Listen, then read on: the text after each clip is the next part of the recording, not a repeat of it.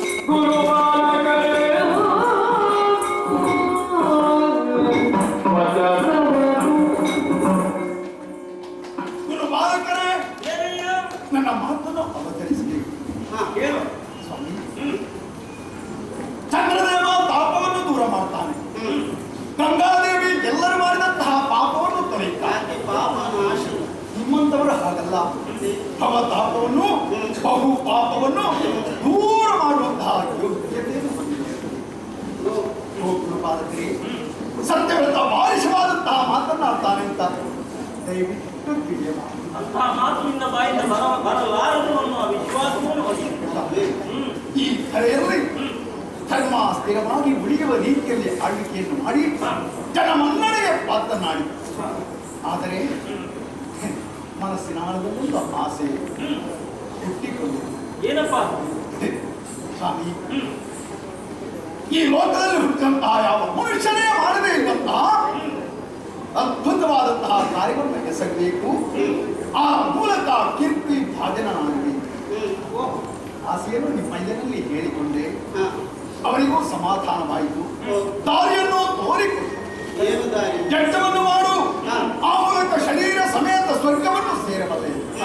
ಗುಜ್ಜರೆ ಸುರಪತಿ ಪುರವನ್ನು ಸೇರುವ ಕಾರ್ಯ ಕೈಗೊಂಡೆ. 100 ಯಜ್ಞ ಮಾಡಿ ಪೂರೈಸಿ ಆಯಿತು.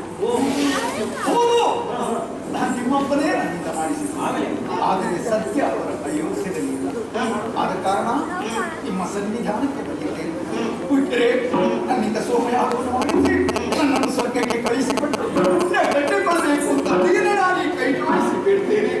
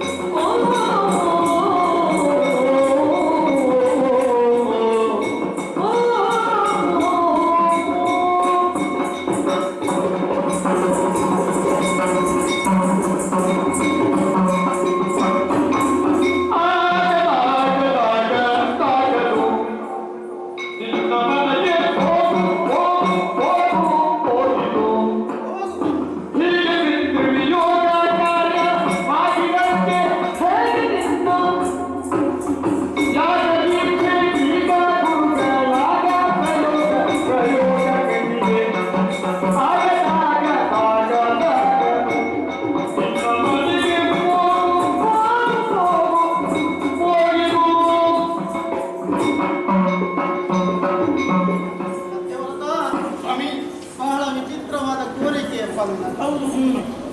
100 ಯಾಗಗಳನ್ನು ಮಾಡಿದೆ. ಇನ್ನೊಂದು ಯಾಗವನ್ನು ನೆರವೇರಿಸಿ ಸಶರೀರನಾಗಿ ಸ್ವರ್ಗವನ್ನು ಸೇರಿಕೊಳ್ಳಬೇಕು ಎಂಬಂತಹ ಆಸೆ. ಸತ್ಯ ಆಸೆ ತಪ್ಪಲ್ಲ ಮಾನವನಿಗೆ. ಸಾಧನೆಯನ್ನು ಮಾಡಬೇಕು ಅನ್ನುವಂತಹ ಆಸೆ ಎಲ್ರಿಗೂ ಸ್ವಾಭಾವಿಕ. ಅಪ್ಪನಲ್ಲಿ ಕೇಳಿಕೊಂಡಾಗ ಅವರು ನಿರಾಕರಿಸಿದ್ರು. ಇರಬೇಕು ಬಹುಶಃ. ಮತ್ತೆ 100 ಯಾಗವನ್ನು ಮಾಡಿದ್ರು. 101ನೇದಾದಂತಹ ಸೋಮಯಾಗ ಮಾತ್ರ ಉಳಿದಿದೆ. ಅದನ್ನು ತಮ್ಮಿಂದ ಮಾಡಿ ಆ ಮೂಲಕ 4 ಲೋಕವನ್ನು ಸೇರುವ ಬಯಕೆ ನಾವು ಆಗದು ಆಗದು ಆಗದು ಅಂತಲೇ ಹೇಳಬೇಕಷ್ಟೇ. ಆದ ಕಾರಣ ನೀನು ನಿನ್ನ ಮನೆಗೆ ಹೋಗಯ್ಯ ಹೋಗಯ್ಯ ಹೋಗಯ್ಯ. ಸ್ವಾಮಿ, ನನಗೆ ಲೋಕಾಂತರದ ಯೋಗ ಇದೆ ಅಂತ ನಮ್ಮಪ್ಪ ಹೇಳಿದ್ದಾರೆ. ನಮ್ಮಪ್ಪ ಹೇಳಿದ್ದಾರೆ. ಈಗ ನಾವು ಹೇಳ್ತೇವೆ, ಯಾಕೆ ಆಗದು ಬಂದೆ? ನಿನ್ನಲ್ಲಿಲ್ಲ ಪೂರ್ವ ಜನ್ಮದ ಪುಣ್ಯವೆಂಬುದನ್ನು ತಿಳಿದೆ ಈಗಲಿಲ್ಲದ. ನಿನ್ನಲ್ಲಿಲ್ಲ ಪೂರ್ವ ಜನ್ಮದ ಪುಣ್ಯವೆಂಬುದನ್ನು ತಿಳಿದೀಗ ಕಲಿತ. ಎನ್ನದೇ ನೂರು ಯಜ್ಞವನ್ನು ಕೈಗೊಳ್ಳೇನು. ನಾಗವನ್ನು ಪಡೆದವರಲ್ಲಿಸಿದ ನಿನ್ನ ಹಣೆಯುಳಿಲ್ಲ ವೈದ್ಯ. ನಿನ್ನಲಿಲ್ಲ ಪೂರ್ವ ಜನ್ಮದ ಪುಣ್ಯವೋ ಆಗದಾಗದಾಗದಾಗದು ಆಗದು.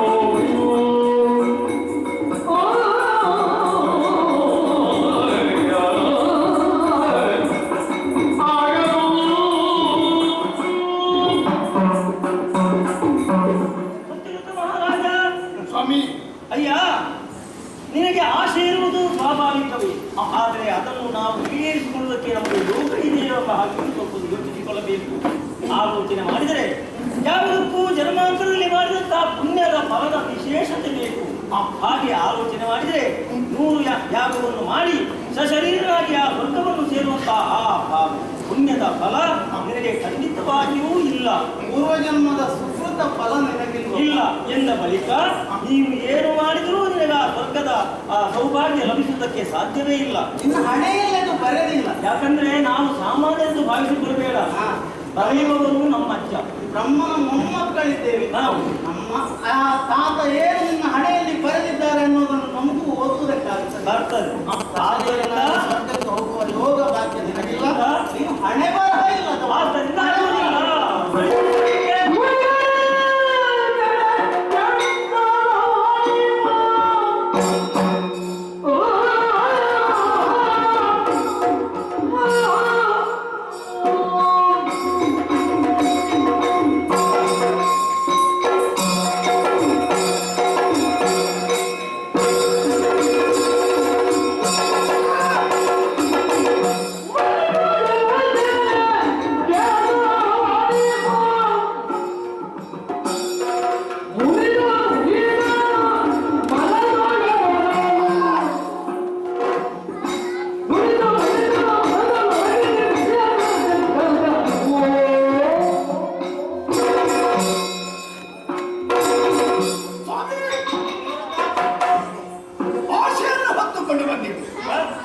ನಿಮಗಾಗಿ ಕಾರ್ಯವನ್ನು ಮಾಡಿಸ್ತೇನೆ ಅನ್ನುವಂತ ಭರವಸೆಯನ್ನು ಹೊಂದಿದ್ದೆ.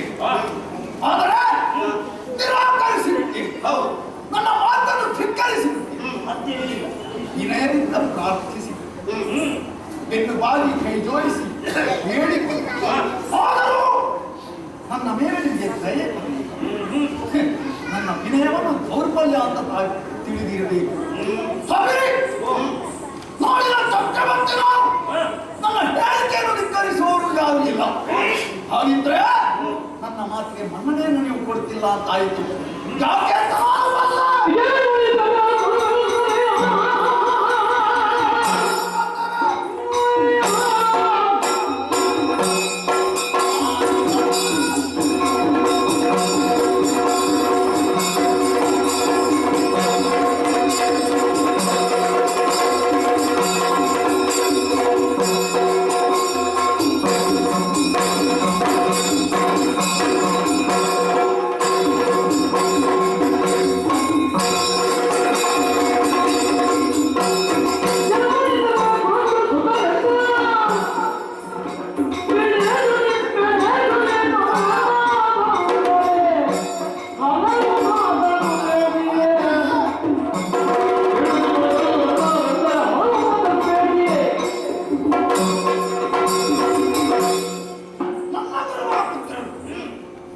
ಖಂಡಿತವಾಗಿಯೂ ನನ್ನ ಆಶೆಯನ್ನು ಕೈಗೂಡಿಸ್ತಾರೆ ಎನ್ನುವಂತಹ ವಿಶ್ವಾಸ ಇದೆ.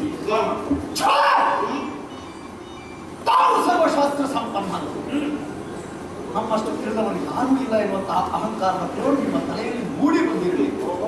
ಆದ ಕಾರಣವೇ ನನ್ನ ಮಾತನ್ನು ನೀವು ನೀಡುತ್ತಾ ಇದ್ದೀರಿ. ಈ ಲೋಕದಲ್ಲಿ ಹೆಚ್ಚಾದ ವಿಧಿಗಳನ್ನು ತಮ್ಮ